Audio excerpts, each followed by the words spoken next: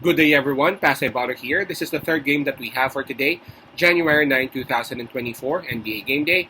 This is the matchup between Portland Trail Blazers and the New York Knicks, which will happen at 7:30 p.m. Eastern Time. That's going to be 8:30 a.m. here in Manila. I'm just inviting everyone who have not subscribed yet to our YouTube account or YouTube channel, Pasay Baller. Please click on the subscribe button below. At the same time, hit on that bell logo. That way, automatically, you guys will be receiving notifications whenever new videos are uploaded. Approaching this game would be Portland Trail Blazers, who's got a record of 10 wins and 25 losses. While for the New York Knicks, they got a record of 21 and 15. As we all know, we actually provide free picks right here in our YouTube channel. But for those who would want to avail our best picks, that means our premium picks and premium packages, you might actually want to reach us through Instagram, Telegram, WhatsApp, or even Messenger. Just check on the descriptions of these videos that we have, and you can see the details right there. This game, the spread that is given is minus 11.5. That's given towards the New York Knicks. The New York Knicks, they would have the home court advantage on this. Not only that, they also have the advantage in terms of momentum. Both teams are actually coming off wins, but it's the New York Knicks who are actually pumped up. I mean, approaching this game, they are on a 4-game losing streak. And for their last 10 games, they have actually won 6. For Portland Trail Blazers, just like what I said earlier, they are coming off a win as well. For their last 10 games, they have only won 4 times.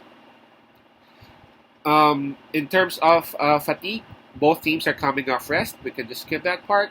In terms of health and availability, for the New York Knicks, there's just one player who is out, and that's Mitchell Robinson. And we all know that he's out for the rest of the season. Now, for Portland Trail Blazers, their problem continues with them being banged up. Robert Williams, Moses Brown, and are both confirmed out because of the operations that they had. DeAndre Ayton is listed as doubtful for Portland. So, 3 of their centers, 3 of their bigs are actually being in IL. Now, we also have Thibault and Jabari Walker, both listed as questionable or game time decision for this particular matchup. So again, 3 players confirmed out, a couple of more listed as questionable or game time decision. Both are, all of these players are basically bigs or defenders. So that's basically the story of Portland's season at the moment. So obviously, it will be the New York Knicks who's got the advantage in terms of health.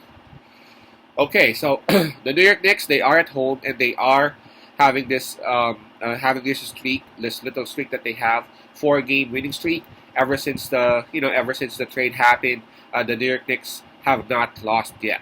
And that includes like a couple of huge wins against Minnesota Timberwolves, and again, for now, they would go up against Portland Trail Blazers. I don't expect them to lose against Portland, whose defense is actually very soft. Now, considering how good the New York Knicks have been lately, I expect them to be able to attack Portland Trail Blazers, especially with the absence of those bigs that Portland has. The New York Knicks should be able to attack the paint willingly. For Portland Trail Blazers, I know Portland Trail Blazers. They still have like a couple of other players who can actually try to put defense on Randall. But man, Kamara, Reith, Jeremy Grant, they can only do so much. They are not well, except for Kamara, Jeremy Grant and Reith. They are actually expected to actually score. Jeremy Grant, his outside scoring has been helping Portland Trail Blazers a lot. Reith's outside shooting as well is also doing great.